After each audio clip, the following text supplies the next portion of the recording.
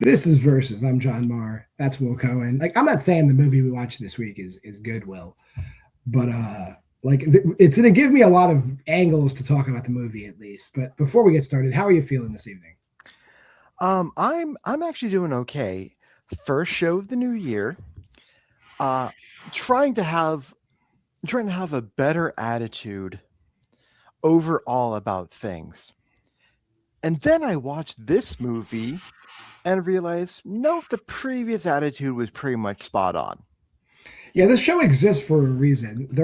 I mean, the horror genre. I'm not saying there's bad movies in every genre, but like the horror genre, it seems like people it just want to be disrespectful and make a slew of bad movies. Which brings us to today's movie. I'll show you the box art first. The box art says Punch and Judy. Punch and Judy. The movie is called Return of Punch and Punch and Judy. Judy. Now, on Letterboxd at least, I'm sure it's also called Punch and Judy. It should have just been called Punch and Judy. Punch and Judy historically are like medieval kind of puppets? Like they did like whenever they did like shows in like the town square, they're like a historical. Yeah. These puppets would fight each other, and I guess they've been in the public domain for centuries. So fair game. Right, like this is like Punch and Judy, from what I understand, have been around at least since the Renaissance era, Yeah. and it's essentially like kind of like the how do I put this lately? Essentially, it's kind of like the most like pro spousal abuse puppets like you could possibly get, which is why which is why there when you go on like Tubi especially, you actually find lots of things called Punch and Judy, and all of them look very spousal abusey. I'm Which is gonna beat you to what you're gonna say. So correct me if I'm wrong that this was something you were going to say. We did not talk beforehand. But I imagine in your mind, you feel that if you're going to make a movie about spousal abuse, who better to put it in the hands of than my Facebook friend, Louisa Warren? actually wasn't thinking this, but nope, I forgot that she actually directed this goddamn piece of shit. Yeah. And Louise, we love you. We do this out of love. I do. I know what Will's doing. I do it out of love. I would never disparage you. We have watched almost all of your movies, and it's gotten to the point that, like, I think in the beginning we did not like doing it, but now it's become like a running gag, and we've spoken in private messages, and I do this out of love. Watching the rest of your movies. Will, I can't talk. I can't speak for Will. I'm here for contractual obligations. Right. So anyway. This movie, though, Punch and Judy exist as Punch and Judy. They are cursed puppets. Cursed puppets, like my Jesus Christ puppet is cursed. And you can make a wish to these puppets, and they'll grant it if you give them like a blood sacrifice, which is not what I understood Punch and Judy to be at all. I can't wait to taste blood again. No, and Jesus, what do you have to say about cursed puppets? I love all puppets. Yeah, that's my whole thing. Love everybody. So, got a question for you, Jesus. Can you work a puppet with holes in your hand? All right, I'm gonna go.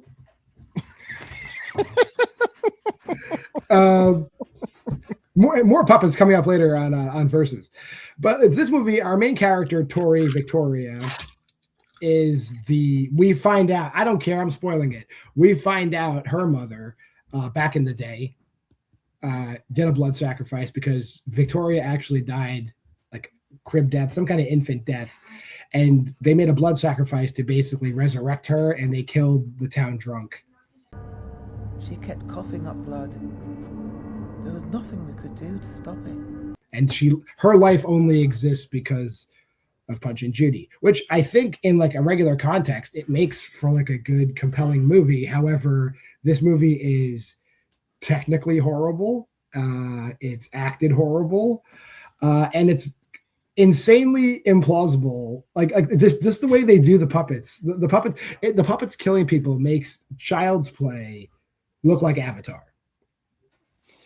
So first, can we please talk about that opening voiceover, which, from what I remember, this is like the only time we've gotten a voiceover like in an opening, in the cold opening, and it makes no fucking sense.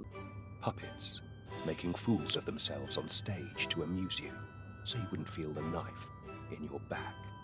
That tradition carried on all the way to England and beyond. It's like, dude. Well, I mean, it might have started the tradition of like how we get other voiceovers later on. Like current Jagged Edge ITN, they love voiceovers. Like the Winnie the Pooh movies has voiceover. All the twisted Pooniverse things have voiceovers. But those voiceovers at least further shit. Mm-hmm. This one did nothing. But did you ever wonder why a kids' show was so violent? Which is perplexing to me. That's fine. I mean, did you notice I am not like a technical wizard. I could not make a movie like that. These are I mean, I probably maybe I could, but like I would probably make the same mistakes that I made in this. Did you notice like sometimes when people talk in this movie, it sounds like they're like you hear them start like the recording equipment, and then because you're like that, and then they talk. I'm worried about Grandma. That happened like 100 times during this movie, and it was like so jarring. I was like, "What the fuck is wrong with the audio?" But it was just the way they were recording the audio. You see, I stopped listening on my headphones.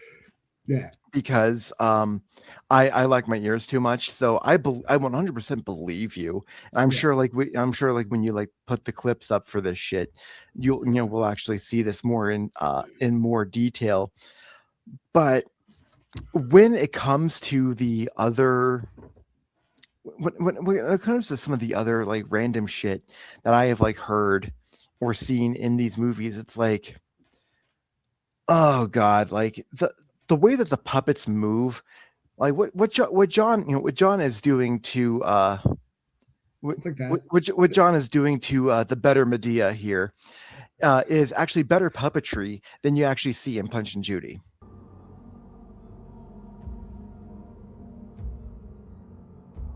Yeah, there's actually that's a good point. There actually is a scene where one of the only man character like goes to the beach where for some reason like they live near the beach, and like Punch and Judy happen to have I guess some kind of spectral puppet show set up that'll just appear randomly out of nowhere. So the puppet show setup is on the beach, and he's like, well, "What the fuck is this doing here?" And he walks up to it because the puppets are there, like, "Hey, what's up?" And then they vanish, and then there's a clear like cut. There's a clear. It's like a clear as day cut. And then he's kind of trying to get in the same position, but why would they care to like make it look good? And then suddenly the puppets show up behind him, and like they don't stab him, they just like move a knife behind his head, and he's like, bah!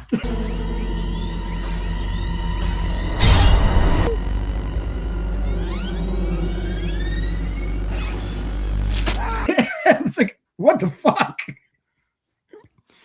And that's all the deaths in this movie. All the deaths in this movie are just like your favorite like backyard wrestling deaths you'll ever see. Like there's two types of puppet attacks, and the fact that I'm saying puppet attacks with a straight face really should tell you how much I want to be drinking right now.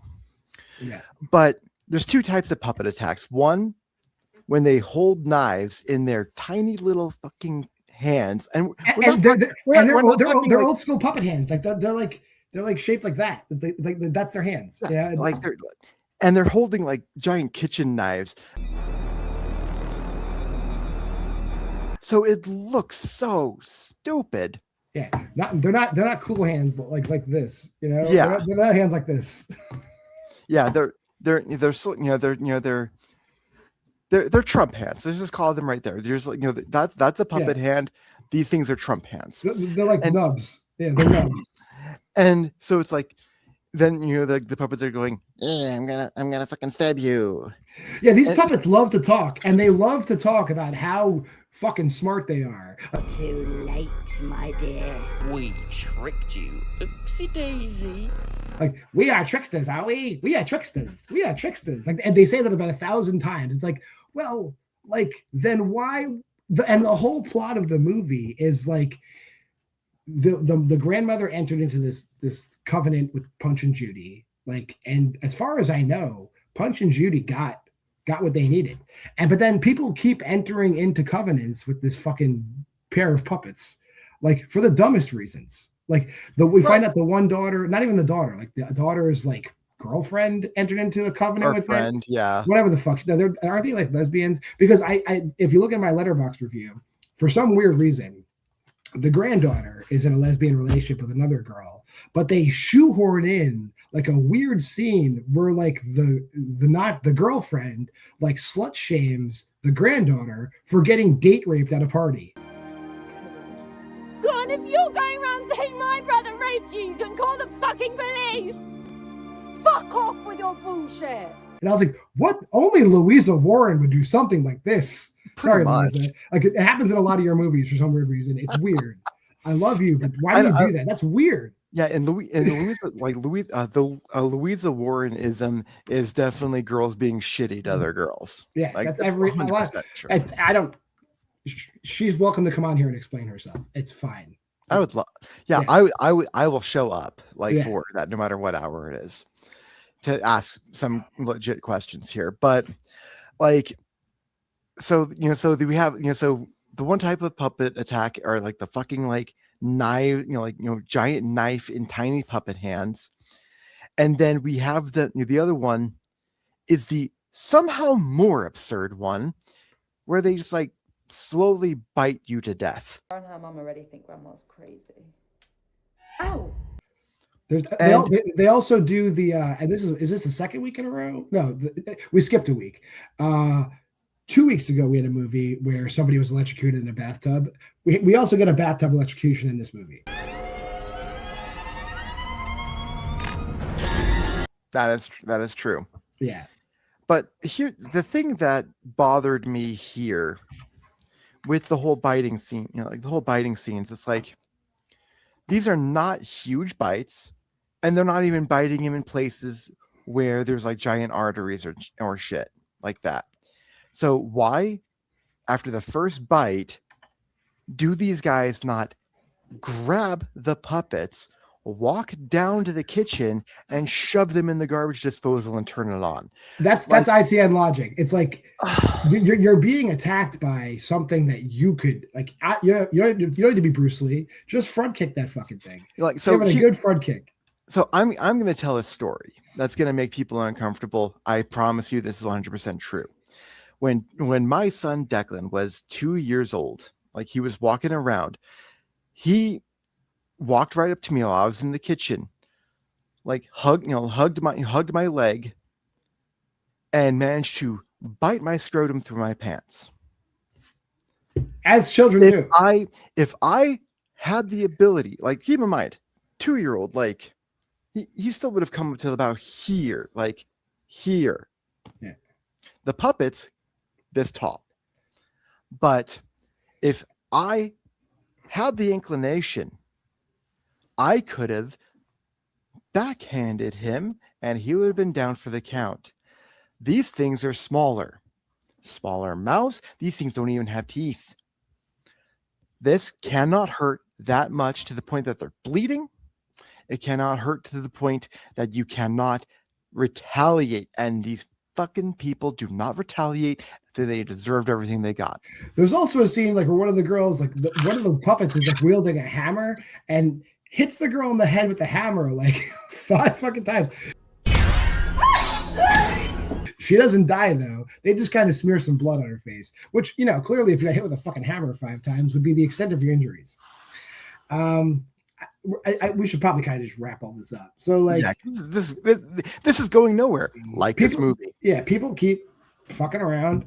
And then at the end of the movie, the one girl makes another deal and the movie just ends because it's ITN. Like, and Will's 100% right. Oh, the biggest plot hole, and Will and I discussed this beforehand, is like, so the grandmother made these deals with the puppets, and then she hung on to these puppets for like the whole, like her daughter's entire life, which begs the question: if you had these murderous fucking puppets in your house, why did they wait 40 years to like all of a sudden go ape shit? Like they should have just been going ape shit nonstop.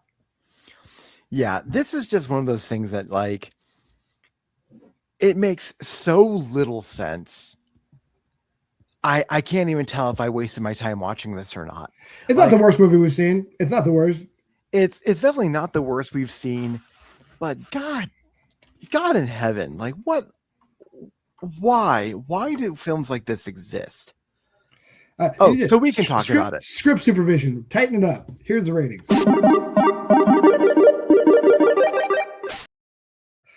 I do believe we rated this the same.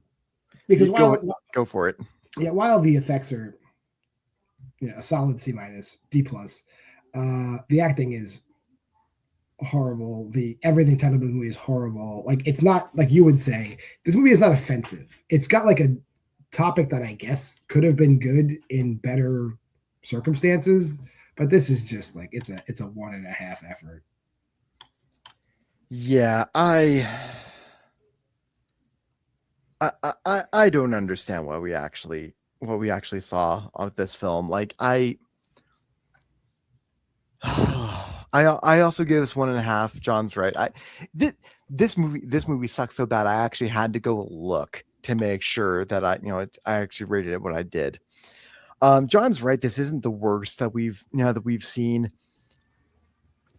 but it just bothers me so much when this film could have been ended in 10 minutes at most.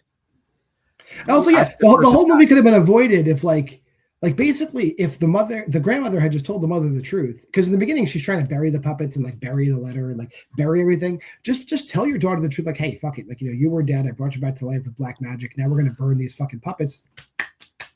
No one's the wiser, but they have a movie. Yeah, but it's like once again, telling the truth could have ended the movie before it even started. Yeah, tell the truth. You're lying for plot's sake, and those movies just piss me off. So yeah, no, 1.5. Yeah, we are back next week. ITN doing ITN stuff. The next one in the chronological order is a movie called Island of the Dolls 2, and I was like, where the fuck is Island of the Dolls 1? So I dug up Island of the Dolls 1. So we're gonna watch Island of the Dolls, and then we'll be back in 2 weeks with Island of the Dolls 2. From puppets, then we went from dolls to incubuses to puppets back to dolls. So we're back to dolls again. They love dolls at ITN. Island of the Dolls next week. If you made it this far in the video, like, comment, subscribe, and share. Go to the Facebook group at Why We Love Horror and check out the 3rd annual 2026 Why We Love Horror Letterboxd Challenge. Plenty of people have signed up for this year, and we do appreciate all of you doing this. That being said, I'm JWMaher. That's Will Cohen. This has been Versus. Here comes that schedule.